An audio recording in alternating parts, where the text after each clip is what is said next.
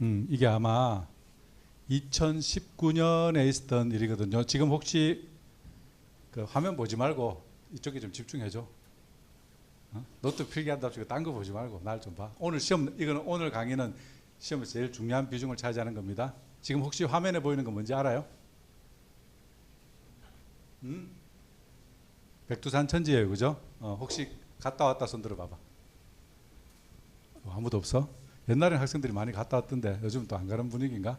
내가 올여름에 갔다 왔어요. 올여름에 가서 아주 이쁜 사진을 하나 찍어 왔는데 지금은 백두산 천지를 가면 이렇게 그러니까 천지에 이렇게 도보로 접근할 수 없어요. 요 위에 가서 밑을 내려다보는 것밖에 없어요. 이건 아마 그럼 어디서 갔다? 북한에서 간 겁니다. 북한에서. 영상 녹화를 영상을 한번 들어보자.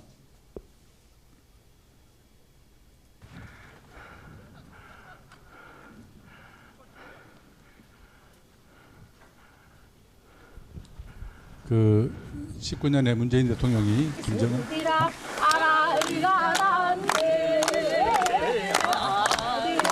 그때 김정은 부부의 표정을 한번 보세요.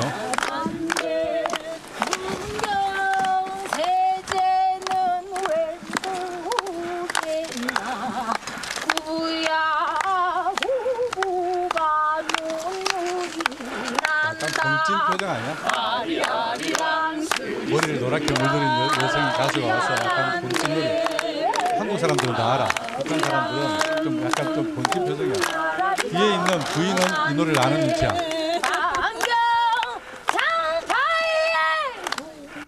이 알리라는 가수인가? 알리라는 가수가 남북 정상회담을 백두산 천지에 사는데 따라가가지고 이제 기획된 건지 즉흥적인 건지 모르겠는데 한민족의 노래라고 아리랑을 불렀어요. 근데 이 프로젝트는 내 개인적으로는 실패했다고 봐. 왜? 김정은 표정이 별로 안 좋았어. 좀 웃고 이래야 분위기 좋은 거 아니야. 왜 안 좋았을까? 혹시 누가 한번 얘기해봐. 수업 들었던 학생들 알 거야. 왜 그렇지? 기억나? 이 노래는 진도 아리랑이야. 김정은은 진도 아리랑을 모르는 거야. 이 노래는 알려지지 않은 노래인 거야. 아리랑이 여러 노래가 있지만은 전국 팔도 강산에다 아리랑 노래가 있지만은 이 노래는 진도 아리랑이고 우리한테는 익숙한 노래지만 김정은은 굉장히 이 노래가 생소할 수가 있다. 근데 김정은 부인 설준가 이설준가 이 김정은 부인은 음악을 전공한 사람이니까 이 음악을 아는 것 같아서 약간 장단을 맞추는 듯한 약간 그런 느낌이 있었어요. 근데 지금 우리가 아리랑 하면 공통적으로 다 아는 거는 녹화되고 있는 거 맞지? 항상 이거 헷갈리네.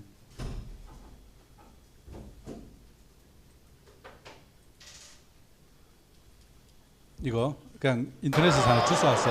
이거 저 불법이야. 끌고 왔어. 한창 축구 열심히 하잖아, 그지?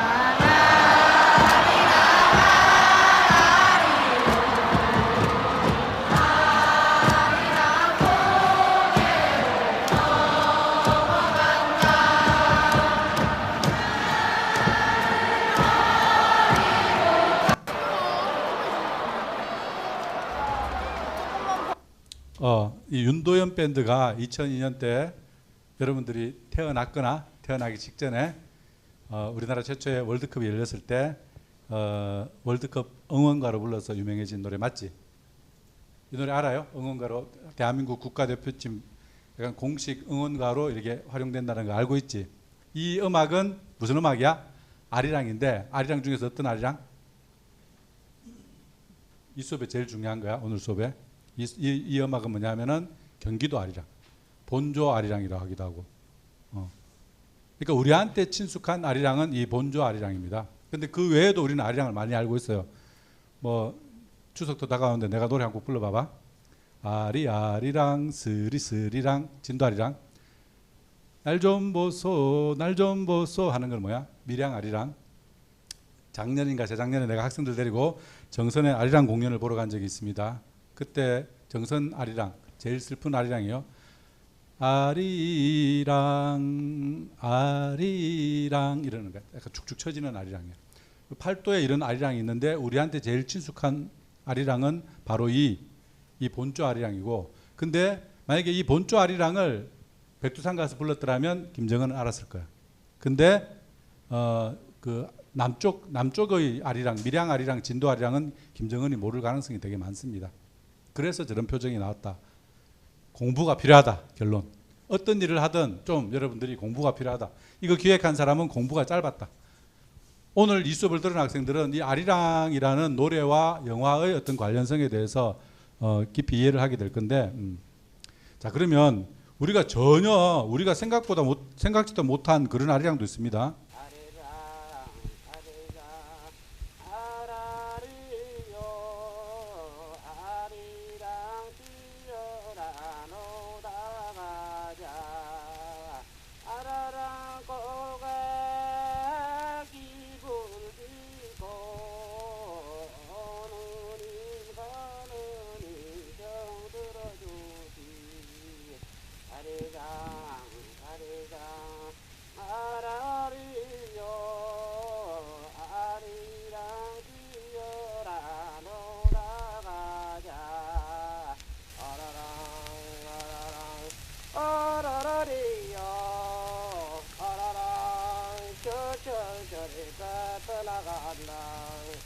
요나타는 한각뱅이 활동의 한량이 따따고 난다 아라랑 아라랑 아라라리요 아라랑 저철저리 따따나간다.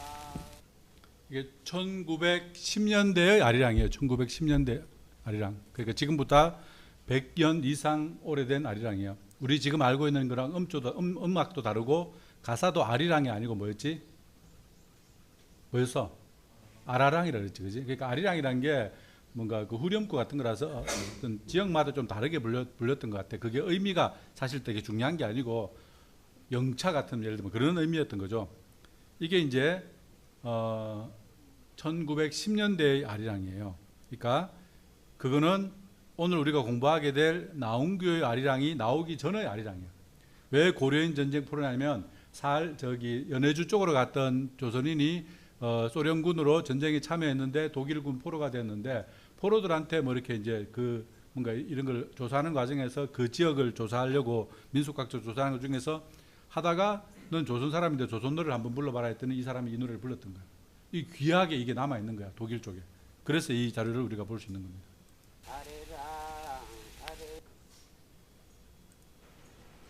입에서 입으로 전해지던 우리 민요 아리랑을 서양식 오선지에 기록한 최초의 악보가 확인됐습니다.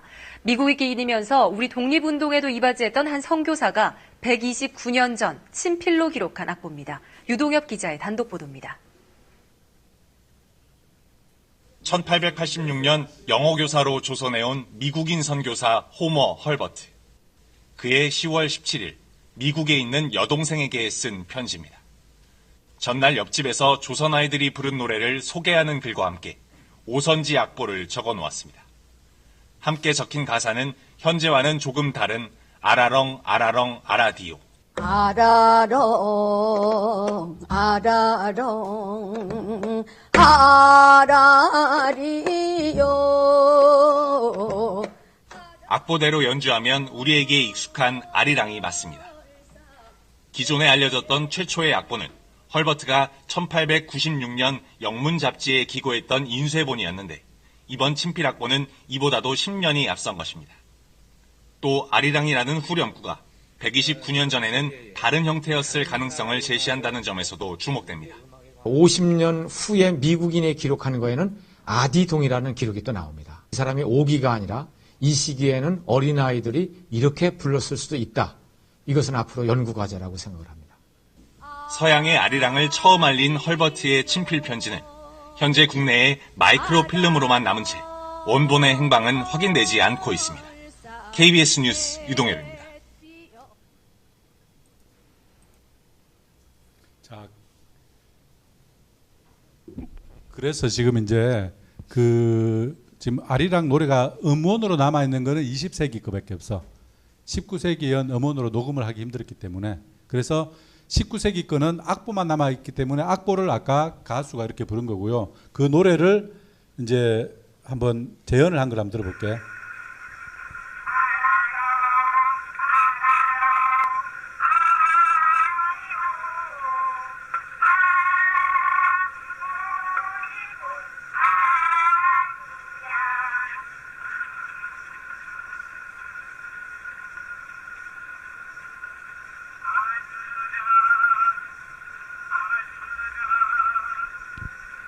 이게 이제 1886년 버전이야.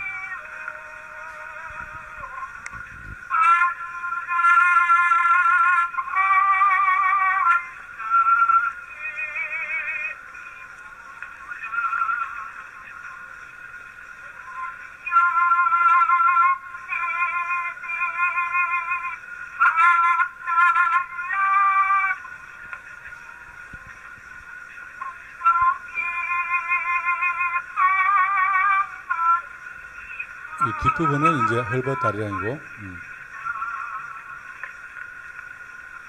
자, 요 마지막 영상까지 보고 한번 보자. 그래서 우리한테 이제 오늘 내 수업에 제일 중요한 게 하나가 뭐냐면 우리한테 친숙한 이 아리랑 이 노래 있잖아. 이 본주 아리랑, 경기도 아리랑, 이 전 국민이 아는 노래가 되는 과정에 결국은 그것은 나홍규가 기여하게 되었다라는 내용이고요. 그게 우리 가상대학에 내가 YTN 다큐 올린 거.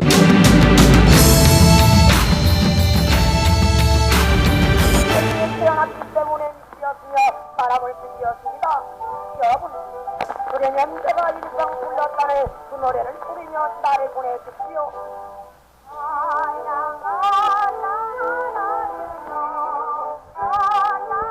이게 그 당시에 녹음된 음원 그대로예요. 그러니까 아리랑이란 영화가 상영되었을 때의 그 아리랑 노래는 이렇게 불렀다. 현대 아리랑은 되게 비슷하지. 템포가 좀 빨라. 이게 이제 그 음반을 조금 빨리 돌려서 그럴 수도 있고.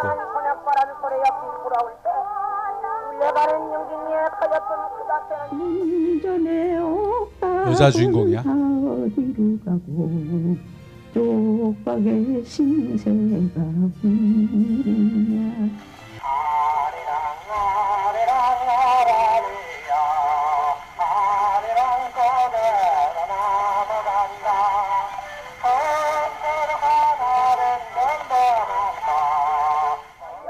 사랑하는 우리 동생과 아버지를 찾고자 없는 이 고향을 다시 떠나가는 것이었다.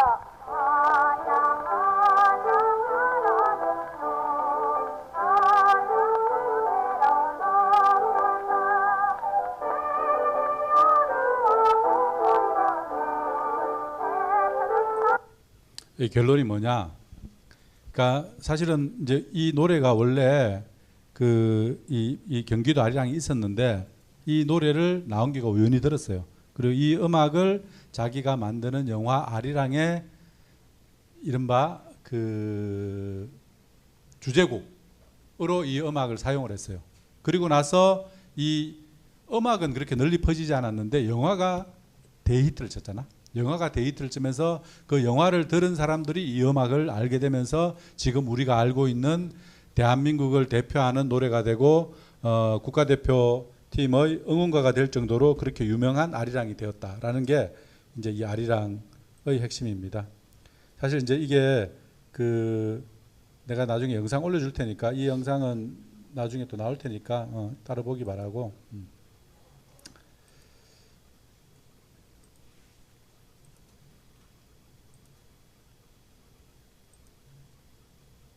자, 그러면 이제 아리랑 이제 오늘 지금 아까 한 얘기는 이제 음악 아리랑이 어떻게 우리가 지금 이렇게 잘 알고 있는 그 아리랑이 되었는가 하는 거고요. 지금부터는 이제 저 우리 영화과 있잖아, 영화과. 영화 아리랑과 노래 아리랑의 관계, 그리고 영화 아리랑이라는 것은 어떤 내용을 갖고 있는가 가지고 오늘 나머지 시간 가지고 얘기를 하도록 하겠습니다. 아리랑이라는 영화에 대해서 들어는 봤나? 원래 내용을 알고 있었어요. 지난번에 여러분들 시험 보면서 한번 읽어봤잖아. 내용이 어떤 건지 알았잖아, 그지? 그 전에 아리랑의 내용이 어떤 건지 대략 알고는 있었나? 들어는 봤죠. 근데 내용은 잘 몰랐지. 근데 아리랑 혹시 영화를 본 사람 있어요? 관심이 없을 수도 있어. 지금 필름이 있어 없어? 있어요. 있긴 있는데 해방 이후에 리메이크 된 것밖에 없어. 나홍규가 만든 그 원본 필름은 지금 없어요. 그런데 나는 아리랑 가지고 논문을 써. 그게 왜 가능하냐? 아리랑에는 그 당대에 이미 세 가지의 미디어가 있었습니다. 그게 뭐냐? 이거 아까 나왔지, 그지? 음반, 요거는 필름, 그리고 요건 이제 지금은 영화를 이렇게 안 만들지, 필름은 안 쓰지, 이거 안 쓰고 그냥 디지털로 하는데, 그 다음에 이제 책 아리랑. 아리랑은 세 가지의 미디어로 제작되었다. 원래 영화는 필름으로 만들어졌어요. 근데 이 필름이 지금은 전해지지 않아. 아니 어딘가에 전해지고 있을지 모르는데 일본에 있다는 썰도 있고, 여차하면 미국이나 중국이나 소련이나 저기 그 러시아 이런데 혹시 그 전쟁 때 이렇게 가져갔던 게 나올 수도 있습니다. 그러나 아직 현재로서는 아리랑 필름은 남아 있지 않습니다. 그래서 그 아리랑의 영상, 지금 말하면 동영상은 없어요. 근데 스틸 사진만 있는 거죠. 여러분들 봤던. 그 다음에 두 번째 게 뭐냐면, 자, 근데 이 당시에 넷플릭스 있었어, 없었어? 없었어. 집에서 영화를 볼 수 있어, 없어? 없었어. 집에서 영화를 볼 수 있었던 시대가 언제인 줄 알아요? 내가 한 중고등학생 때, 1980년대. 뭐였지? 그때 처음 등장한 게 비디오 테이프 레코더. 알지? 들어봤지? 비디오. 그때 비디오라는 게 처음 생겨가지고 비디오 테이프를 넣으면 집에서 영화를 볼 수가 있었어요. 내가 학교 다닐 때는 뭐 저기 80년대 90년대에는 비디오 방이라는 게 있어가지고 그 비디오 방에서 비디오를 빌리기도 하고, 심지어 나한테 비디오 플레이어가 없으면 플레이어도 빌려줘요. 플레이어랑 비디오 테이프 한 5개 해가지고 10,000원 주면 밤새도록 보고 다음날 반납하면 돼. 약간 그런 문화가 있었어요. 그 다음에 뭐가 나타났지? DVD 이런 게 나타났고, DVD라든지 비디오는 되게 물질적인 영화 매체야, 그지? 그러다가 이제 OTT가 생긴 지는 거의 한 10년밖에 안 돼. 10년 전만 하더라도 내가 강의할 때는 항상 이런 CD 같은 거 들고 다녔어. 수업 시간에 이 소리를 들려주려고. 힘들었어. 지금 유튜브에 다 했으니까. 그리고 동영상화 되어 있으니까 이거 구워가지고 이렇게 넣었어. 옛날에는 이걸 화면에 이 PPT 영상에 내가 이제 유튜브 영상을 삽입을 해놨거든. 근데 클릭하는데 한 번씩 깨지더라고. 그래서 내가 이제 그냥 파일 자체가 되게 1기가쯤 이 영상 자체가 영상이 되게 많이 들어있었어. 왜냐하면 계속 깨지더라고. 그래서 이게 음반, 필름이 있고 이제 음반이 있는데, 그 당시에는 영화라는 것은 극장에 가지 않으면 못 본단 말이야. 근데 그게 이제 예를 들면 이제 공연이랑 비슷해요. 지금 이 순간 공연을 보지 않으면 놓쳐버리면 못 보는 거야. 그지? 내가 좋아하는 거를 다시 한번 향유하고 싶을 때 사람들이 개인적으로 이 영화를 감상할 수 있게 만든 게 두 가지가 있습니다. 이 두 가지인 거야. 이거는 영화는 자 우리의 감각 중에서 어디에 관계되는 미디어야? 예를 들면 자 음반은 무슨 미디어야? 청각 미디어야, 그지? 자 이거는 책이니까 이 둘 다 시각인데 이걸 시각 미디어, 청각 미디어라 한다면 이거는 활자 미디어. 우리가 지난 시간까지 계속해왔던 구텐베르크 갤럭시의 그 활자 미디어입니다. 근데 이 영상 미디어는 개인이 집에서 향유할 수 없고 오히려 개인이 하려면은 음반의 형태거나 책의 형태였다. 근데 음반은 플레이어가 되게 비쌌어요. 내가 어릴 적에는 집에서 집에 여러분들도 집에 있는지 모르겠지만 뎁다 큰 전축이라 그랬어. 전축. 전기 주금기라 해가지고 막 저기 창문만에 이런 거 여러분들 시골 할아버지 집 가면 아직도 있는지 모르겠지만 오디오 스피커도 엄청 크고 플레이어가 막 1단, 2단, 3단, 4단 있고 막 그런 게 있었어. 그게 집에 있는 게 되게 막 부의 상징이야. 그런 시절이 있었어. 이제 그런 걸로 플레이하는 겁니다. 나중에 또 얘기하겠지만 이거는 이제 음반 중에서 초기의 버전인데 우리 아까 나왔던 그 가장 오래된 아리랑 중에 하나는 이런 음반이야. 아까 SP 음반 나오는데 원통형 음반도 있습니다. 이렇게 오르골 알죠? 오르골. 원통처럼 따글따글 굴러가면서 거기에 소리를 녹음하는 거야. 최초로 소리를 녹음한 것은 원통형 음반이고 두 번째로 나온 게 이 음반인데 SP라고 하는데 SP 음반이라는데 그 당시로 말로는 유성기라고 그랬고 유성기 음반이라는데 이 유성기 음반은 특징이 한 면에 3분을 기록합니다. 그러니까 앞면 뒷면을 사용하면 6분 최대 한 디스크에 6분을 기록할 수 있어. 그런 특징이 있고요. 자, 그다음 여러분들이 지난번에 과제로 읽어왔던 영화 소설 아리랑 되어 있지. 이게 이제 그 원본인 겁니다. 그래서 필름은 사라졌지만은 우리는 아리랑에 대해서 유성기 음반의 음원이 남아 있고, 그다음에 아리랑이라고 하는 활자 미디어의 텍스트가 남아 있기 때문에 이 영화에 대해서 이해를 할 수가 있습니다. 늦게 왔으니까. 대중가요 노래 있잖아. 요즘 제일 잘 나가는 노래가 뭐야?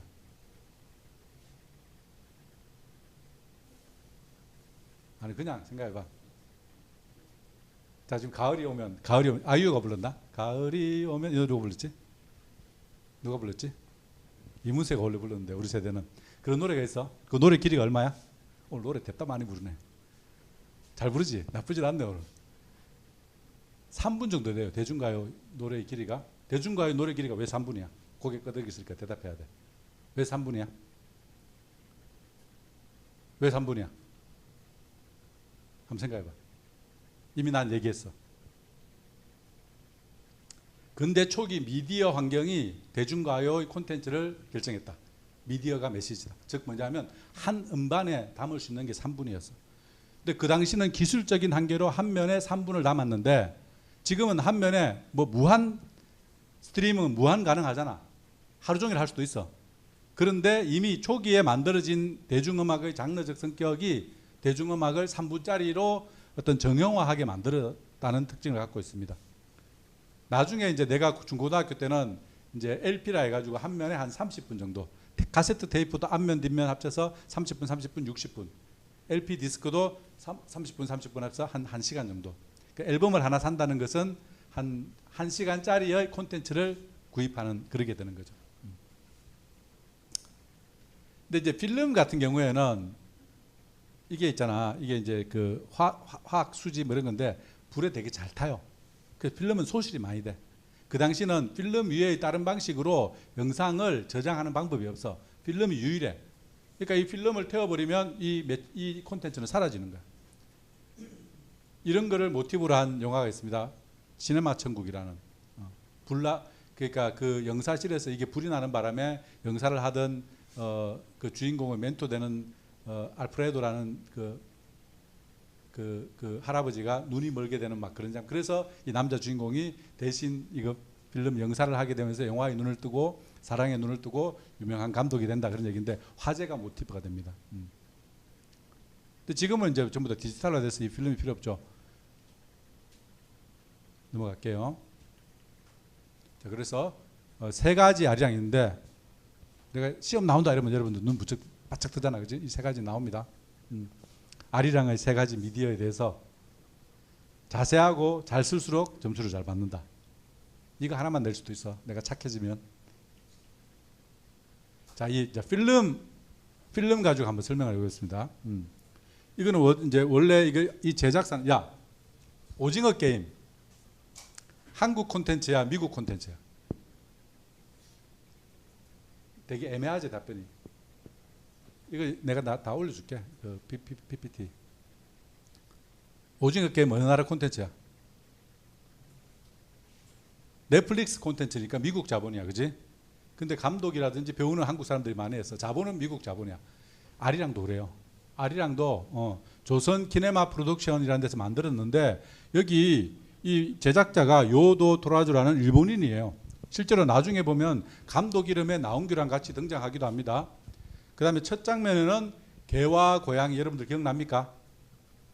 그런 제목 아래에서 최영진과 오기호가 서로 노래 보는 클로즈업 장면으로 시작하고 이 영화에는 800명 정도 엑스트라가 동원돼 가지고 영화를 3개월 만에 완성했는데 언제? 1926년 내가 10월 1일일 것 같아. 10월 1일. 내일인 거지. 그럼 내년 10월 1일은 뭐다? 아리랑 100주년 되는 거야. 그래서 내가 100주년 나오기 전에 오늘 강의한 내용을 가지고 책을 짧은 걸 하나 쓸 거야. 책 나오거든 한 권씩 사주세요. 이건 사달라고 내가 호소해야지. 재밌는 책이니까. 이게 워낙 줄을 많이 써가지고 오픈런을 하는 거야. 그러니까 줄이 막 이렇게 쓰니까 기마 경찰들이 가가지고 막 그 극장 앞에 가지고 사람들 줄을 세웠다는 역대급의 어떤 흥행을 했다 이런 겁니다. 아, 맞네. 26년 10월 1일. 단성사 들어봤나? 영화과 들어봤니? 저기 영화과, 연극영화과는 되게 서양 예술 위주로 하기 때문에 한국 영화사 안 가르치고 한국 연극사도 예전에 가르쳤는데 지금도 안 가르치더라고. 단성사는 어디냐면은 종로 3가에 있습니다. 종로 3가에 있는데 지금은 이제 약간 그 귀금속 가게 약간 그 도시가 그 뭐라 그러지? 그 도시 재개발 하면서 그 이제 극장은 사라지고 극장 있는 건물이 종로에 전부 다 귀금속 하잖아. 그런 건물로 만들어지면서 대신에 옛날에 영화 그 만드는 조건이 단성사의 어떤 자취를 남기는 걸로 해가지고 단성사 영화 기념관을 만들어놨는데 항상 가보면 문 닫아놨어. 여기 단성사였다는 표지만 써 있습니다. 그 건너편에 피카디리 극장이 있는데 그 피카디리 극장이 아마 CGV 피카디리인가 해가지고 CGV 종로 2가 3가 사이에 있는 그 CGV 그 건너편이 단성사예요. 내가 1학기 때 글로벌 한국어 전공 학생들하고 대중문화 현장 수업을 가면 항상 그 종로를 답사하면서 여기가 옛날 그 단성사다 이럽니다. 나는 근데 극장을 기억해. 단성사와 피카디리는 뭘 봤는지 누구랑 같이 갔는지를 기억해. 내가 예전에 얘기했지만은 그 당시는 이렇게 멀티플렉스가 아니고 각각의 극장이 다 고유의 특성을 갖고 있고 각각의 극장이 배급받는 회사가 달라서 예를 들어서 내가 서편제를 단성사에서 봤거든. 서편제를 보려면 반드시 단성사를 가야 돼. 그런 식이야. 1사가 1극장을 예를 들면 갖고 있다 이런 식이야. 무슨 말인지 알겠습니까? 그래서 그때 처음으로 이 단성사가 장사진을 쳤다라는 거고요. 아까 얘기했던 건데 영화는 이제 책 제목들이 공적 영화, 사적 소설 이런 책이 하나 있습니다. 이게 무슨 말인지 내가 얘기했지. 영화는 퍼블릭하다. 소설은 프라이빗하다. 이 말 이해하겠습니까? 그래서 지금은 영화는 프라이빗하지. 맞아? 근데 이 당시의 미디어로서의 영화는 퍼블릭하단 말이야. 퍼블릭하다는 건 뭘 의미하느냐? 어떤 공공적 공간에서 함께 향유하는 미디어다. 극장, 영화관에 가야지만 영화를 볼 수 있어요. 그러니까 요즘 여러분들 세대하고는 되게 안 맞는 거야. 여러분들 세대는 내 느낌으로는 좀 이렇게 혼자서 핸드폰 갖고 노는 걸 좋아하지 이렇게 막 팀플하고 같이 어디 답사 가자도 잘 신청 안 하고 뭔가 이렇게 관계를 맺고 사람들하고 어울리고 힘들어 하잖아. 이게 어떤 그거 자체를 되게 우리 집 애들 봐도 그렇고 학교 다니면서 학식 한 번은 친구랑 같이 안 먹기도 하고 우리는 상상이 안 가는데 그렇다 그러더라고. 영화가 공적이라는 것은 영화는 영화관 가서 볼 수 있고 그 영화관의 잡음, 온갖 잡음이 영화의 일부라는 거야. 근데 소설은 내가 읽다가 되새기 모르면 사전도 찾아보고 되새김질도 하고 스톱할 수도 있고 이렇게 굉장히 자기 템포에 맞춰서 할 수 있다면 영화는 그렇게 못하지. 잠깐 꺼요! 했다가 몰매 맞겠지. 극장에서. 그렇지? 심지어 앞에 키가 크다란 사람이 한 명 앉아있다. 그것도 내가 보는 영화의 일부야. 맞지? 뒤에서 발로 푹푹 찬다. 그것도 내가 보는 영화의 일부야. 그 누가 야구 축구 선수가 그랬잖아. 심판도 경기 일부 막 온갖 잡음들이 영화를 보는 환경 속에 들어옵니다. 아까 얘기했던 시네마 천국이라는 영화를 보면 그 영화관이 소위 말로 돗대기 시장이야. 거기서 매춘도 하고 남자애는 앞줄에 앉아서 자유행위를 하고 막 그런 이상한 공간이야. 이 극장이라는 게 조용히 침묵하면서 굉장히 콘텐츠에 집중하는 이런 문화는 최근에 형성된 겁니다. 클래식 음악도 마찬가지예요. 클래식 음악도 원래는 그 귀족들이 연희를 할 때 옆에서 소위 말해서 딴따라 흥을 돋워주는 거였어요. 클래식 음악 가서 숨죽이고 언제 박수 쳐야 될지 눈치 보고 이렇게 하는 문화는 오래되지 않았어요. 이게는 귀족들한테 컴플렉스를 가졌던 부르주아의 굉장히 어떤 어떤 미적 취향이 그렇게 만들어낸 거야. 뮤지컬 보러 가서 막 난 너무 힘들거든. 옆에서 막 나 꼼짝도 못해. 특히 여름에 두꺼운 옷 입고 왔을 때 째려보거든. 젊은 관객들이 나를 왜 이렇게 시끄럽게 하냐고. 근데 우리가 잘 생각하고 콘서트 가가지고 막 소리 지르잖아. 왜 뮤지컬에서는 안 돼? 예를 들면 되게 좀 특수하다고 볼 수 있어요. 내가 간 어느 나라 극장도 한국 시체 관객이란 말을 쓰잖아. 한국 관객처럼 그렇게 숨죽이는 관객을 강요하지는 않습니다. 그게 되게 이상한 문화예요. 그게 옳은 문화가 아니야. 그걸 좀 알아야 됩니다, 여러분들이. 그래서 즉 뭐냐면 필름이 영화관에서 상영될 때는 이런 어떤 공적인 영화로서 상영이 되지만 그 그것을 공적인 공간이 이제 상영이 끝난 시점에서는 사적으로 소비할 수밖에 없는데 그 사적인 소비를 위해서 만들어진 미디어가 뭐다? 유성기 연방극과 즉 영화를 소리로 녹음한 거야. 그리고 활자화시킨 거. 근데 영화를 소리로 녹음했다는 건 되게 이상한 말이에요. 영화는 내가 아까 무슨 미디어라 그랬지? 영상, 지금 말로는 영상 미디어인데 옛날에는 시각 미디어야. 왜 영상 미디어가 아니냐면 옛날 영화에는 소리가 없어. 뭐라고? 무성 영화. 소리가 없습니다. 자, 이게 아리랑 영화입니다. 이게 이제 일본에서 상영되었을 때 필름의 이른바 찌라시야. 포스터 보기는 찌라시라는 건데 영화 소개하는 되게 좀 고급하게 했지. 색깔을 3개 파란색, 빨간색 넣어서 이런 거 3도야, 3도. 검정색, 파란색, 빨간색을 넣어가지고 색깔을 잘 섞어서 컬러풀하게 만드는 기술이 아직 발전하지 않기 때문에 이게는 그 시대로서는 최첨단인 거야. 기술적으로, 인쇄 기술로는. 근데 거기 보면 이제 필름 아리랑이 일본에 상영할 때 보면 이게 이제 시험에 나왔던 부분이지. 기억나요? 네플류도프와 카츄샤가 이렇게 함께 가는 장면. 즉 형구가 영희랑 러블러브 썸 타는 장면. 그리고 그때 옛날 소설 이야기를 들려준다면서 톨스토이의 부활을 모티브로 한 그 톨스토이의 부활을 일본식으로 각색한 카츄샤라는 이야기를 들려주잖아. 그 얘기고요. 그 다음에 이게 바로 이 연극 속에 들어간 극중극이에요. 여기 보면 아리랑이라고 되어 있고 이게 한자로 극중극이라 되어 있습니다. 극중극, 부활, 카츄샤, 열사의 춤출 무자입니다. 열사의 춤 이게 들어가요. 극 중에 이런 카츄샤의 일부분과 열사의 춤이라고 하는 이 두 개의 어떤 외국 영화가 아리랑 속에 들어가 있는 겁니다. 극중극으로 들어가 있는 거예요. 여기도 잘 보면 조선 키네마 프로덕션 이렇게 되어 있고 원작 각색 춘사 감독 봐봐. 아까 누구였지? 즈모리 주이치인가? 잠깐 딴 사람이야. 아까 제작자는 도라조라는 사람이었는데 이봐 일본판에는 감독이 나온규가 아니야. 그러니까 이 아리랑의 감독이 나온규냐 아니냐 이건 약간 좀 논란이 있는 건데 내가 보기에는 나온규가 만든 건 맞는데 이 사람이 어떤 자본을 냈기 때문에 뭐 제작자 정도가 아니었을까? 근데 이제 감독이라고 했지 않았을까? 그렇게 생각합니다. 나온규 신홍련인데 신일선 아까 나왔던 그 여자 배우 나이든 할머니 배우이지. 살아계실 때 찍은 거야. 그 다음에 한자 잘못됐는데 주인규인데 나온규 친구고 남궁운이라는 이 배우를 현규인가? 현 맞나? 영희와 영진이 또 누구지? 현규? 얘가 누구였지?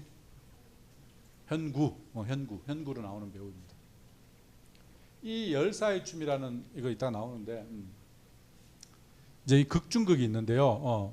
이 카츄샤는 여러분들 아는 것처럼 이 톨스토이 부활을 원작으로 한 작품이고 그리고 이제 이거를 일본화 시킨 겁니다. 이게 뭐냐면 이건 러시아의 대격번을 다룬 어떤 대하 드라마인데 약간 사랑 얘기로 변화시킨 거야. 여러분들 학교 다닐 때 어릴 적에 초등학생 때 장발장 읽었지? 동화책으로. 읽어봤어요? 우리 이 학생들 중에 누가 레미제라블 가지고 발표하겠다고 과감한 용기를 냈던 학생이 한 명 있었지? 누구였지? 레미제라블. 근데 그게 프랑스 대혁명의 서사시잖아. 근데 그거를 아동용 버전으로 만든 게 장발장 아니야, 그지? 그러니까 뭔가 가난한 도둑 이야기로 만든 게 장발장인데 거기에 프랑스 대혁명이 있는 줄 여러분도 몰랐고 나도 몰랐고 레미제라블 보기 전에 그렇잖아. 재미있는 아이용 읽을거리를 만든 게 장발장인데 마찬가지로 이게 이제 톨스토이의 부활을 약간 러브 스토리 비슷하게 만든 게 카츄샤입니다. 두 번째가 이제 열사의 춤이라는 작품인데요. 족장의 아들이라는 이름을 부르기도 하고 이게 내가 잘 모르니까 1926년에 나온 딱 아리랑이 우리나라에 처음 등장했던 그 시기에 우리 그 나라에서 상영이 됐어요. 그 당시부터 이때부터 한국 사람들이 영화를 너무 좋아하는데 특히 어느 나라 영화를 좋아했다? 어느 나라 영화? 할리우드 영화. 실시간으로 이 영화가 들어왔다는 얘기잖아. 사실은 이게 우리나라에 들어온 게 26년일 수도 있어. 내가 정확하진 않은데 하도 이때는 일제시대예요. 하도 한국 사람들이 할리우드 영화, 미국 영화를 좋아하는 거야. 그래서 못 맞게 만든 법이 있어요. 할리우드 영화를 못 보게 만든 법. 그게 조선 영화령 1934년인가 만들어진 조선 영화령이라는 그 영화법인데, 그 영화는 일제가 일종의 뭐 일본 영화를 강제로 상영하게 만든 거야. 그 당시는 방화라 그랬어. 내가 어릴 적에도 방화라는 말을 썼어. 우리나라 영화를 방화라 했어. 방화하면 이미지가 되게 재미없는 영화. 한국 영화 되게 재미없는 영화. 한국 영화가 재밌어진 거는 90년대 이후에요. 특히 민주화 이후에 소재의 제한이 없어지면서. 그러니까 방화를 의무적으로, 그러니까 이제 그 일제 시대 때 만들어진 조선 영화용의 어떤 핵심 내용이 뭐냐면 방화 의무 상영제야. 뭔가 들어본 것 같지 않니? 들어봤어? 알아? 스크린 쿼터 들어봤니? 되게 웃기지 않나? 일본이 조선 민족의 어떤 그 헐리우드 영화를 잠재우려고 일본 영화를 강제로 스크린에 걸게 하려는 쿼터제가 조선 영화령이고 방화 의무 상영제야. 그게 1990년대 할리우드 영화가 직배로 들어올 때 한국 영화인들이 그걸 무기로 가지고 싸웠어요. 스크린 쿼터라는 게 있다. 한국 영화 의무 상영제라는 게 있다. 이래가지고 그게 우리 영화 산업을 많은 나라에서 자국 영화 산업이 이렇게 망해가고 있는데 우리는 아직도 좀 버티고 있긴 하지만 그나마 살아남을 수 있게 만든 이유 중에 하나가 바로 역설적으로 일본이 만든 그런 이상한 제도였다라는 겁니다. 근데 이제 이 영화 실시간으로 들어왔던 헐리우드 영화를 보면서 이 두 영화에 대한 오마주를 한 겁니다. 이 나훈규가 이 두 영화를 너무 좋아해가지고 그 자기 아리랑이라는 영화 속에 전혀 맥락이 없는데 집어넣어가지고 재현하는 거지. 그런 식으로 이용을 했습니다. 근데 여기서 재밌는 것은 조로 모는 영화가 아니라 웃은 작품이었고, 그리고 얼음하는 영화가 아니라 템포가 빠르고 스피드가 있었다라고 되어 있잖아요.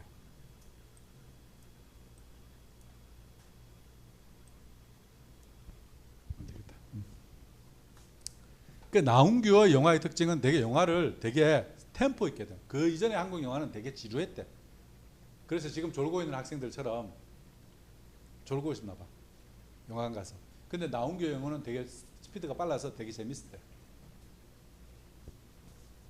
이 최초의 영화입니다. 최초의 영화. 음악은 원래 그냥 없어. 입힌 거야. 극장에서 이렇게 영화관에서 그냥 연주하는 거야. 이 영화가 상영될 때 여기 있던 사람들 어떻게 했을까? 알아? 어떻게 했어? 이러고 도망갔어. 왜? 기차가 막 달려. 무서워가지고. 미디어의 충격이야. 엄청난 충격이야. 전혀 경험하지 못한 세계에 대한 충격이고요. 내가 라디오 드라마를 연구했는데 라디오 드라마 저기 우주 침공인가 화성 침공이라는 라디오 드라마를 한번 한 적이 있어. 미국에서. 난리가 났대. 진짜 화성에서 지구로 침공을 한 줄 알고. 한 번 반복되면 이제 괜찮은데 처음에는 그랬다는 겁니다. 이게 최초의 영화라고 하는 그 류미에르 행제의 기차의 도착인가 뭐 그런 영화인데 시각적인 충격이 엄청났다.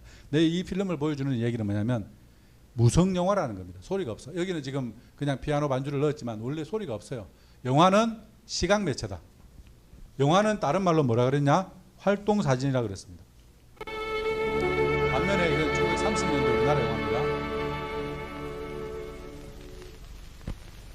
어서가 초시건이죠.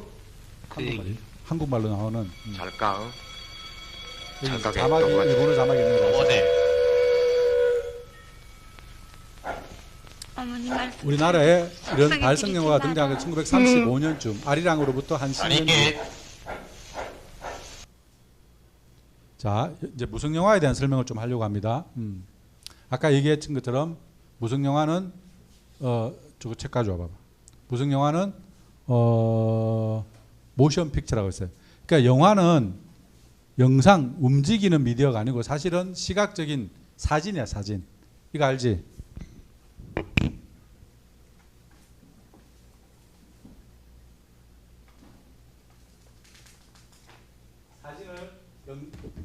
사진을 18개를 빠른 속도로 움직이는 것처럼 되는 거 알지? 어릴 적에 이런 장난 좀 해봤니? 원래 영화는 이 원리로 영화. 인간의 시각에 눈에 남는 잔상을 뭐 18프레임, 뭐 20프레임, 뭐 이렇게 프레임을 이용해서 1초에 16개 정도의 사진을 빨리 움직이면 움직이는 것처럼 만들 수 있다는 거야. 그 원리를 이용한 거잖아요. 그래서 이거 제목이 정확한 명칭이 모션 픽처예요. 이걸 그대로 번역한 게 활동 사진이고, 그거를 이제 나중에는 무성 영화라 했고, 나중에 아까 봤던 어화 같은 발성 영화가 등장합니다. 그 당시에 나왔던 말들 중에 애활가라는 말이 있어. 애활. 사랑할 활동할 활동 사진 활. 그러니까 활을 사랑하는 사람. 활은 뭐야? 활동 사진. 영화를 영화 팬. 지금 말로 하면 영화 팬을 애활가라 그랬어. 그럼 지금 우리가 지금은 이제 우리가 이거를 필름이라고 하죠. 필름이라고 하는데, 이 필름 이전에는 뭐라 그랬다? 모션 픽처라 그랬다. 그러니까 모션 픽처가 필름이 되는 데는 어떤 뭐라 그럴까? 이제 기술이 발전을 해야 됩니다. 아주 단순한 것만 보여주다가 긴 어떤 분량으로 내러티브가 있는 것을 만들 수가 있어야 돼. 참고로 영화를 지칭하는 말이 좀 달라요. 일본과 한국에서는 한자어로 영화라고 해. 여기 중국 학생은 없는데 중국말로 이거는 띠엔영 이래. 띠엔영. 전기로 만든 영상이란 뜻이야. 이게 이제 한자어가 다 달라요. 방송 일본에서 들어온 말입니다. 방송. 중국말에는 꽝뽀 이렇게 꽝뽀. 발음이 내가 성조는 자신이 없는데, 이게 뭐냐? 넓을 광자야. 광범위할 광자. 뿌리다. 파. 그러니까 브로드하게 캐스트한다. 넓게 뿌린다 이 뜻이야. 파가 무슨 파종하다 이런 말 있잖아. 씨앗을 뿌리다, 파종하다, 그 파야. 그러니까 한자를 중국에서 만든 오른쪽 한자, 왼쪽에 있는 일본식 한자가 다른데, 우리는 일본 식민지 시대 때 이런 제도들이 들어왔기 때문에 일본식 한자어를 이용하고 있다는 걸 알 수 있습니다.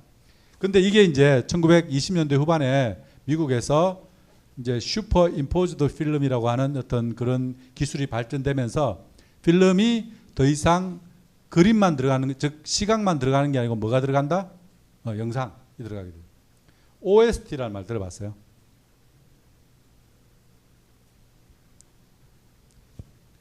OST가 뭐야?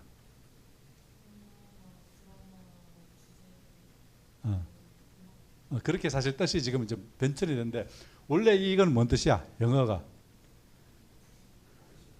오리지널 사운드 트랙 뭔 뜻이냐고.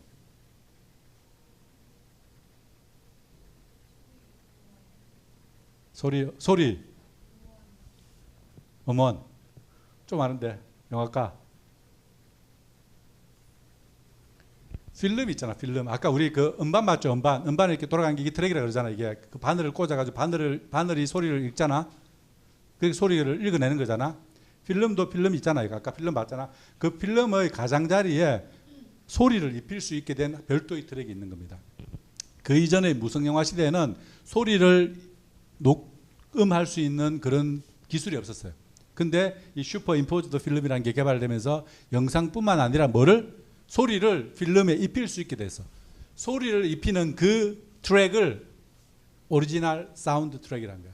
근데 거기에 소리가 들어가 있기 때문에 주로 이제 음악이 많이 들어가서 영화에 들어가는 영화의 배경음악이라든지 영화의 모티브가 되는 음악, 이런 것들이 소리로 들어가기 때문에 그게 뜻이 약간 와전되어서 지금 우리가 주제가라는 의미로 이제 이해되고 있는 오리지널 사운드 트랙의 원뜻은 원래는 그 필름의 물질적인 어떤 부분을 얘기하는 거야.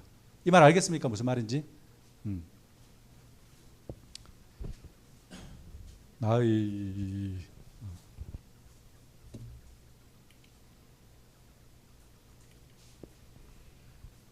자, 그리고 이제 무성영화 시대에는 소리가 없었지만 슈퍼 임포즈드 필름이 나오기 전까지는 대신에 변사라는 게 있었습니다. 우리는 변사라 그러고 일본 사람들은 이걸 까츠벤이라고 해요. 까츠벤. 돈까츠 할 때 그 까츠야. 예를 들면 까츠벤, 활동사진 변사에서 활변, 이거를 일본식으로 보면 까츠벤이야. 일본에는 까츠벤의 전통이 있습니다. 그 다음에 이제 또 하나는 영화에서 그 소리가 없고 텍스트가 없는 영화에서 의미를 전달하기 위해서 주요하게 동원된 것이 동양 문화에서는 변사예요. 변사를 영화에서 무성 영화에서 변사를 쓰는 나라는 일본밖에 없어요. 일본의 식민지였던 조선, 만주 정도 하고 저쪽 남쪽에 태국 정도인가? 내가 아는 한에서는 그 정도 나라를 제외하고는 활동사진 변사가 없습니다. 대신에 소리가 없는 무성영화에서 의미를 어떻게 전달하느냐, 즉 뭐냐면은 자막을 가지고 전달합니다. 자막. 타이틀이라기도 하고 지금 여러분들한테 익숙한 용어로는 서브 타이틀이고 중간에 나오는 거라 해서 인터 타이틀이라는 건데 이따가 나중에 보여주겠습니다. 그 다음에 또 하나는 1910년대, 20년대 이 당시에 극장이라는 것은 이제 멀티플렉스라 하긴 그렇고 복합 문화 공간. 그 극장이 영화만 우리 세대는 여러분들은 영화관이라 그래, 극장이라 그래. 어쩔 수가 없다. 영화 본 사람 손 들어봐. 괜찮았니? 괜찮았다 손 들고 있어봐. 생각보다 평점이 안 좋다더니 생각보다 괜찮네. 자, 어쩔 수가 없다 보러 영화관 간 사람, 극장 간 사람 뭐라 그래? 다 써? 영화관을 많이 써? 뭐라 그래? 우리는 입에 발린 게 극장이야. 영화관과 극장이 같이 써요. 그리고 옛날 이름이 다 무슨 국도극장, 스카라 극장 이름이 극장이었어. 영화관이라 안 그랬어. 그게 왜 그러냐면 극장에서 영화도 하고 연극도 하고 퍼포먼스도 하고 쇼도 하고 뮤지컬도 하고 서커스도 하고 그랬기 때문에 하나의 장르만 딱 이렇게 몇 시에 영화만 쫙 하는 그런 구조가 아니었어. 복합 문화 공간이라는 게 무슨 말인지 알겠지? 그래서 사람들이 극장에 가면 영화만 보는 게 아니고 그 앞에는 쇼도 보고 무슨 코미디도 보고 막 그랬던 겁니다. 그 다음에 이제 지금의 서울을 옛날에 경성이라고 했잖아. 지금 여러분 잘 알겠지만 이제 경성은 강남과 강북으로 나눠져 가지고 그 당시에도 강남은 잘 살고 강북은 못 살았어. 그 강남이 어디지? 그 강이 지도에 있나 모르겠다. 한번 보자. 없구나. 나중에 얘기할게요. 그래서 강북에 조선인들이 다니는 극장이 있는데 우미관, 단성사, 조선극장 이런 극장들이 있습니다. 이 종로 2가에 있었고요. 종로 3가 이렇게 있었습니다. 조선 사람들은 언어적인 문제 때문에 조선 사람들끼리만 가는 극장에 갔습니다. 여기서 되게 재밌는 것은 뭐냐면은 활동사진 얘기했잖아, 그지? 모션 픽처. 뭔가 이제 어떤 사진이 움직이는 거였고 스펙타클하게 움직이는 건데 이 당시에 활동사진으로 사람들이 즐겨봤던 게 뭐냐면은 웅장한 경치 같은 거야.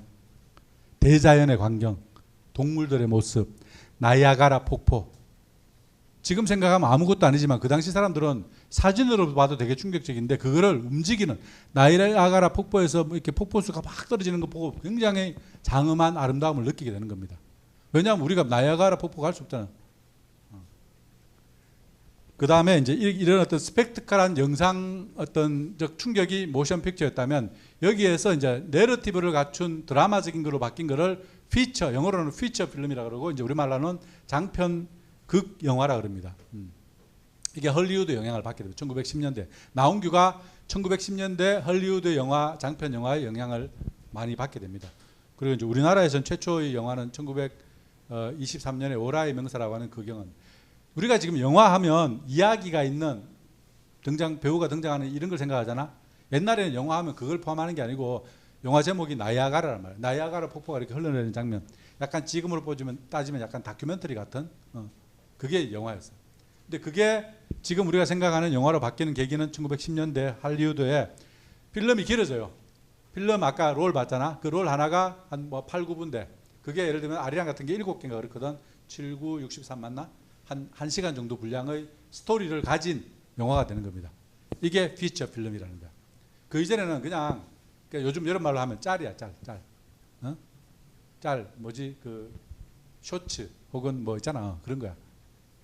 스토리가 없어. 그냥 장면만 보여주는 거야. 이게 그 당시에 할리우드 영화 중에서 명금이라고 하는 유명한 건데 조금만 들어볼게요. 소리가 있는지 모르겠다. 뉴욕구에서 유명한 여류 소설가 치치구레는 자동차를 몰아 가젯도 신문사를 방문하였더니 사장은 치치구레에게 가젯도 무성영화 시대에 자본을 좀 줄일까? 무성영화 시대에 여러분들은 무성영화 시대에 제일 중요한 것 중에 하나는 사람들이 아리랑을 봤을 때 서울에서 아리랑 지금 여러분 자 아무것도 없다. 아, 나는 서울서 지금 볼 거야. 아, 추석 때 나 고향 가서 볼 거야. 어디서 보나 차이 없지. 이 시대는 보는 게 차이가 있을까 없을까? 차이가 있어 없어? 고다은 있어 없어? 어떻게 생각해? 저기 뒤에 이름 뭐야? 세진. 너네 둘이 저거지? 맞나? 인터스텔라? 뭐지? 둘이 작품 발표? 어? 호기심으로 진열청원을 들여다보니 나팻말이 깊이 들여있는 명검 반편이 있다. 이것을 본 기지의 어떻게 생각해? 속에는 번개와 같이 넌 이제 계속 이제 불릴 거야. 기지는 그 명검 반편을 집에서 본, 가지고 자, 자기의 집에 돌아와 이 당시에 서울서 보는 영화랑 고향 가서, 고향이 있는지 모르겠지만 시골 가서 보는 영화랑 같아 달라. 오 옳다. 막대한 보물은 구락도 호흡한 궁성 안에 있구나. 그러나 그 장소와 방향을 알고자 할 것 같으면 조금 명검 왜 달라? 반주학을 또 얻어야만 한다. 그 명검 반주학을 얻고자 할 것 같으면 구락도 호행이라는 나라에 가야만 하겠다. 그 나라에 가서 명검 내가 원하는 반주학을 답은 안 나왔어. 얻어내는 핵심적인 게 달라. 변사가 달라.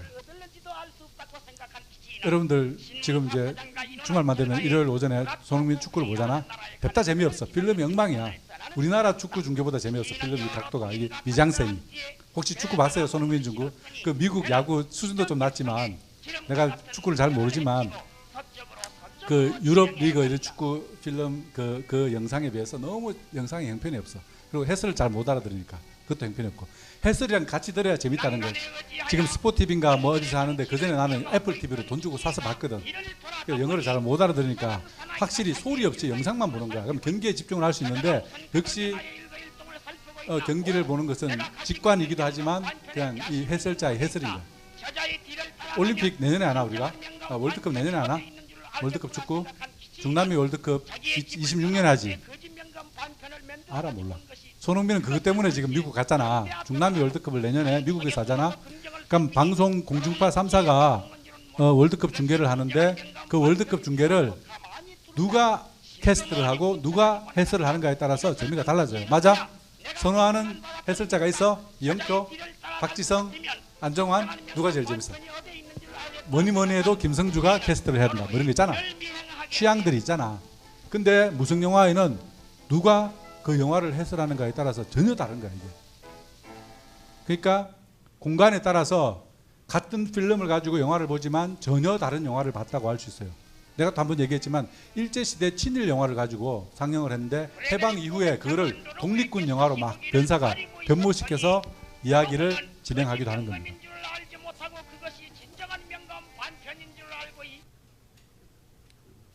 넘어갈게. 자, 그래서 이제 필름에 대한 설명을 했고요. 두 번째 이제 아까 봤던 영화 해설 음방극 아리랑이 있는데 음원이 있습니다. 이제 2개 정도 있는데 3분 플러스 3분에서 6분짜리가 있고요. 아리랑 전편 6분짜리와 후편 그 영진이가 이제 감옥에서 풀려난 이후의 얘기를 담은 이 2가지 음방극 버전이 있습니다. 내가 아마 가상대학에 이거 가사 올려놨지. 한번 들어보자.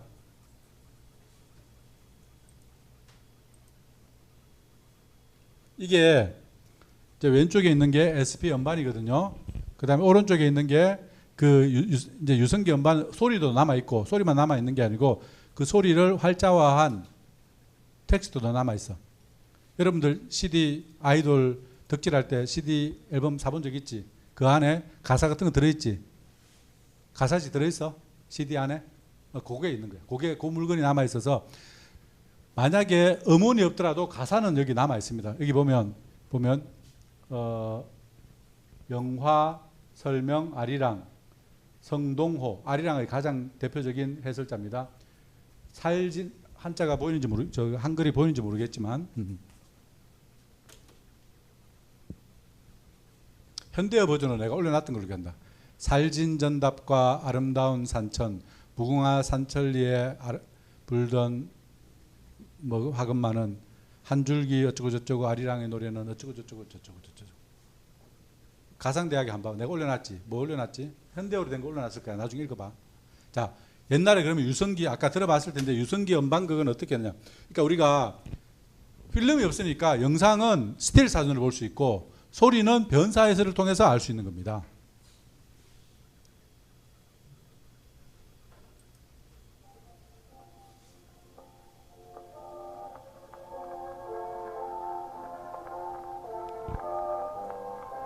발진전답과 아름다운 산천 무궁화 삼천리의 풍년은 우악한 많은 한 줄기 흘러오는 아리랑의 노래는 이 동네의 백성들만 불어넣는 소름일까?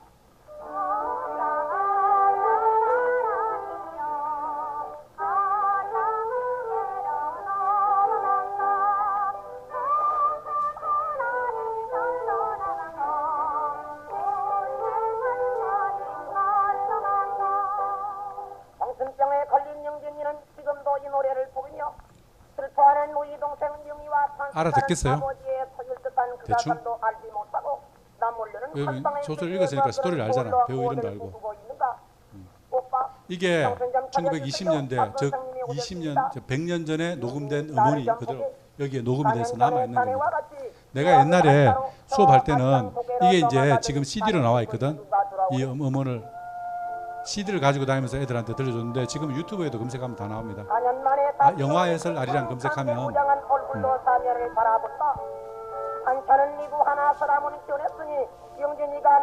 이 이제 유성기 음반을 영어로 하면 포노그래프라고 합니다. 그러니까 이제 영화의 길이가 아까 내가 얼마쯤 된다 했지? 1시간을 60분으로 60분짜리를 6분으로 축약한 겁니다. 앞면 뒷면으로. 그러니까 제일 하이라이트 부분. 무슨 말인지 알겠죠? 그러니까 쇼츠. 지금 말로 하면 거의 쇼츠야. 그지? 영화 여러분들 영화를 긴 거를 줄여서 보잖아. 스토리 중심으로. 그렇게 보는 거랑 비슷하다고 생각하면 돼요.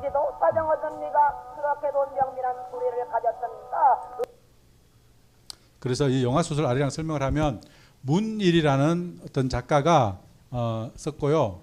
그 다음에 앞부분에 배역과 배우 소개 있고 사진이 있고 그 다음에 주제가 아리랑 악보가 있고 그 다음에 설명 대사 자막을 분리 표시하고 있다는 걸 알 수 있는데 그냥 말로는 잘 알아듣기 힘들기 때문에 화면을 좀 보여주겠습니다.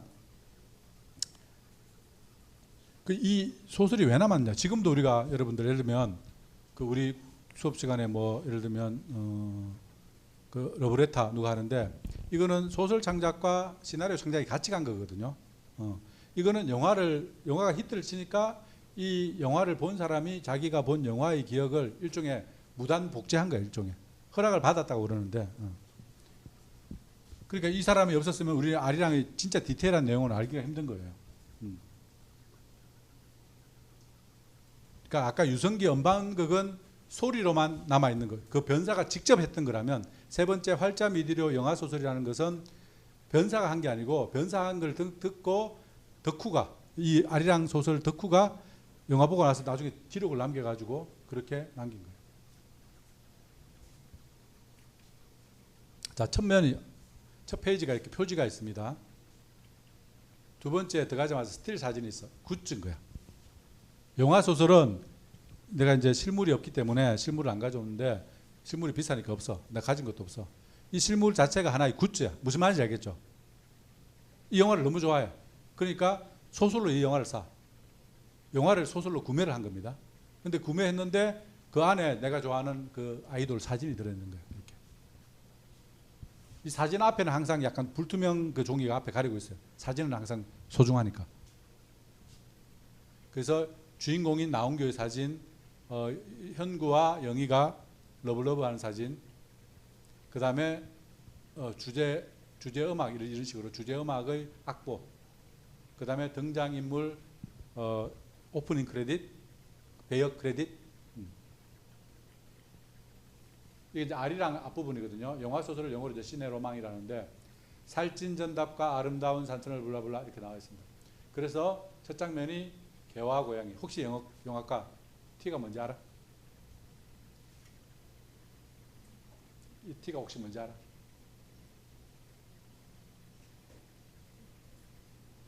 아까 내가 설명했는데 타이틀 자막이라는 뜻이야. 여러분들 읽을 때 별로 이게 뭐지 했지? 그러니까 여러분들은 현대어로 된 버전으로 봤잖아. 그 T라는 게 정확하지 않아. 근데 그것도 정확하지 않아. 그걸 정확하게 표시해줘야 하거든. 개와 고양이라는 자막이 나오고 그 다음에 서사의 설명이 있고 T에 자막에 얘들아라는 자막이 가운데 등장합니다. 그 다음에 또 화면이 보여져. 이런 식이야. 가운데 그 중간에 있기 때문에 중간 자막인 겁니다. 밑에 지금처럼 서브 타이틀이 아니야. 나중에 영상을 내가 좀 보여줄게요. 그래서 이제 영화 소설은 이렇게 구성되어 있습니다. 아리랑 표지. 첫 장면이 이렇게 있고 내지고 이렇게 캐스팅 있고요. 나홍규 아까 사진 보여줬죠. 배우 신일선. 그 다음에 이제 두 그 중요 장면. 이 장면이 되게 사람들이 좋아했던 장면인가 봐. 그러면 아리랑 무슨 영화다? 사랑 영화다. 멜러였다. 아리랑 악보 이렇게 했잖아. 그러니까 한 편의 책 하나 속에 한 편의 영화가 통째로 들어있다라고 생각할 수 있는 겁니다. 이게 카츄샤의 이별되는 환상의 장면. 그러니까 카츄사 속에 둘이 이제 네플리도프랑 카츄사가 이별하는 장면을 영화 속에서 들려주잖아. 그게 이제 두 사람의 대화 속에 등장하는 이렇게 플래시백이라 할까 뭔가 약간 그런 식의 기법으로 뭔 말인지 알겠지? 극중극이라 했잖아요. 그 장면이라는 뜻이야. 이해하겠어요?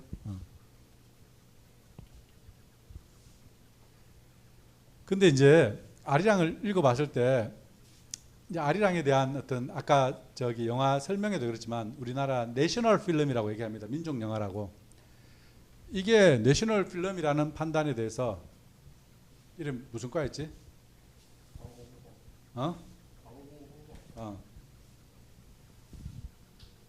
아리랑이 내셔널 필름인 것 같아?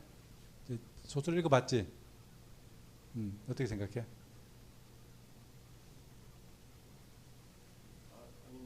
왜? 내가 질문에 답이 있나?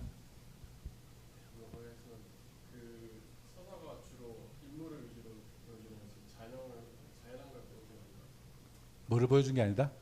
주로 인물을 위주로 보여주지 자연 경관이나 그런 자연을 얘기한 게 내가 내셔널 필름이라고 하는 것은 민족 필름, 민족 영화. 어떻게 생각해, 재훈이? 왜?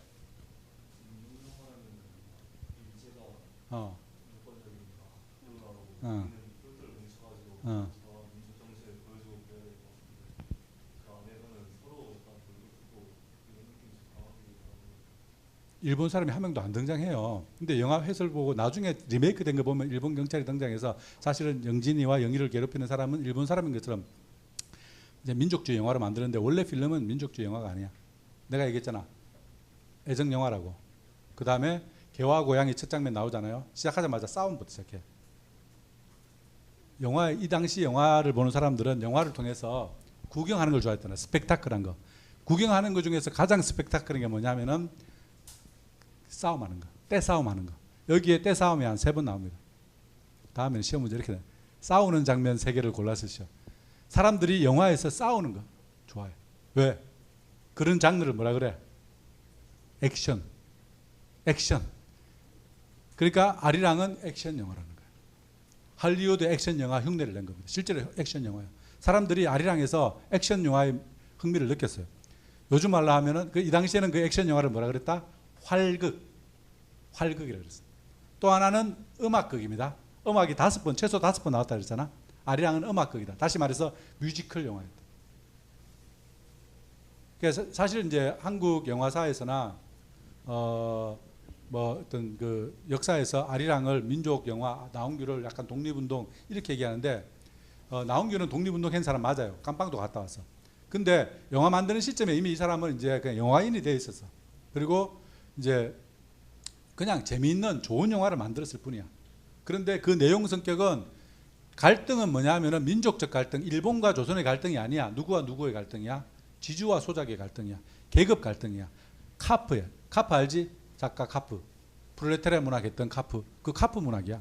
그 당시 20년대 카프 문학의 전성시대예요. 26년 완전 카프가 결성된 게 25에서 27년 사이니까 그 카프가 결성될 전후로 해서 굉장히 어떤 계급 의식이 활발하고 1917년에 러시아 혁명이 일어나서 사회주의 혁명이 일어나서 1920년대 사상적으로 굉장히 뭐라 그럴까 불구죽죽했던 시대야. 그 영향을 받은 겁니다. 계급주의 사상이 들어있어요. 이 말 동의합니까?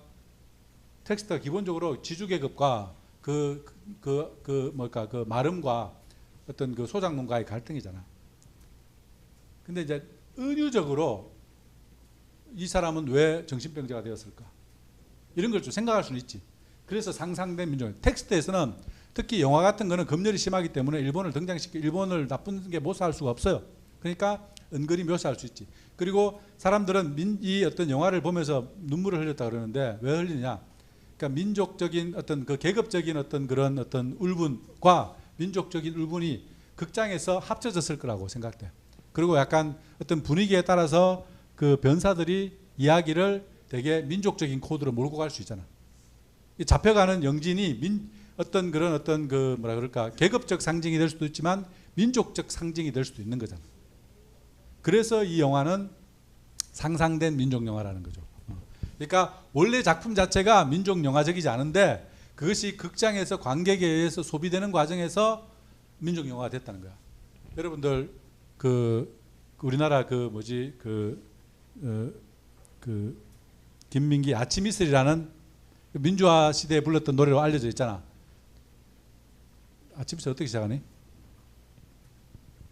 그게 금지곡이었거든요. 왜 금지곡인지 알아? 태양은 묘지 위에 붉게 떠오른다고. 묘지 퇴폐적이고 사상적으로 붉다, 빨갛다. 70년대. 그러니까 이 음악 자체는 되게 서정적이고 약간 패시미즘이야, 약간 허무주의야. 그래서 되게 퇴폐적이야 사실은. 그런데 권력이 이 음악을 금지곡을 만들어 버리니까 사람들이 그 노래를 부름으로써 이 노래를 저항가요로 만들어 버리는 거지. 노래 자체는 서정적이고 굉장히 사실 퇴폐적이야. 묘지 막 이런 있잖아. 죽음 약간 이런 이미지거든. 그 수행성이라고 하는 영어로 뭐 퍼포머티비티 이렇게 될 텐데 수행성이라는 거야. 텍스트 자체가 가지는 게 아니고 텍스트가 현장에서 적응하고 수행되는 과정에서 어떤 저항성, 민족성, 어떤 민족 영화로서의 성격을 가지게 된다. 이런 뜻입니다. 일단 이 정도로 하고 나머지 얘기는 또 다음에 하도록 하겠습니다.